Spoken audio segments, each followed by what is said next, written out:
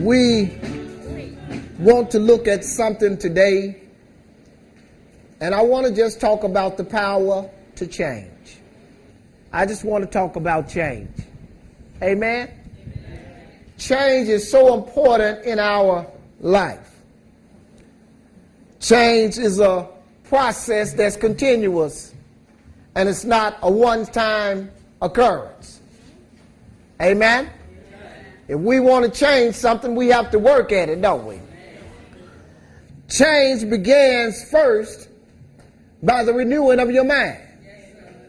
You got to change the way you think. Change means to alter, shift, or make a difference. In order for change to take place around you, it must begin with you. Can be a difficult process. However, it's necessary. People love the results of change. However, they don't always like the process of change. Given what is happening over in the Beltline and some of the problems they have, you have to admit that they do have some problems. With about 5% of the population, 95% of the population, at least in my view, are wonderful people. It's the element that they have over there that aren't wonderful people, that are driven by different things. Recognize that there are some folks living in the neighborhood who are a bad influence, and that some of them really do need to be held accountable for their actions, whether that's pit bull fighting, and they've had that problem over there, or whether that is a crack house. So, you've got law enforcement sorts of efforts that the community groups can coordinate with and make sure that, they remove the worst influences. But I also say, these young people are being talked to by some 20-year-olds, 21-year-olds in wonderful big cars with all kinds of gold jewelry, and they're saying, that may be where I want to go. There's an opportunity for me there. Well, it's our responsibility to show them that there are other ways to go. There are other opportunities. We're calling in residents. We're splitting them up into focus groups, and we're asking them to identify assets, liabilities, things they want to preserve or restore, and things their wish list for redevelopment. We had probably 20-something people do this last Monday. The kids came back, the youth, their top 3 positives, attributes about the community are the enrichment center, the trampoline that one of their neighbors has, and the sports teams that they have, I think, through their schools.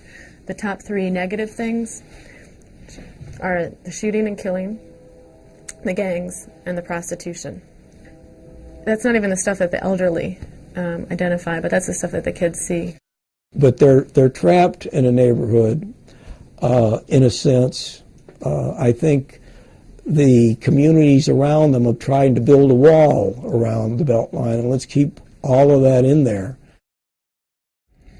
Then we have plenty of other houses in the neighborhood that have become not only uninhabitable, but they've become brown spot dumping areas, and then unsafe. Imagine what it would be like to have to go through this tunnel on your way to school every day as a young child, and trash laden, and sometimes with floods, and through all of this, these concrete walls, it's like having to go through into a new world. And then you have to turn around and come back the reverse every day. So you've got this whole pattern 300 days out of the year, and this is your journey to your community school. I can't say what happened, what would have happened. But I can say, without this place, I don't know where we would be. And and it's a blessing. if they have more people like Jacob Ladder, you know, this would be a better place. And one of the things, if you watch me as I operate, I don't operate as a director. I operate as a mom. I operate as a big sister. I operate as a person that totally understands the existence of a young person, because when I was growing up, I had no voice. And we give these children voices here. And I think as long as we continue to give them voices, they will always be heard. All of us do that. We give these children voices here. But economic development is going to be the key to that community that's going to generate resources back to the community. I think it's just an investment. You have to make an investment.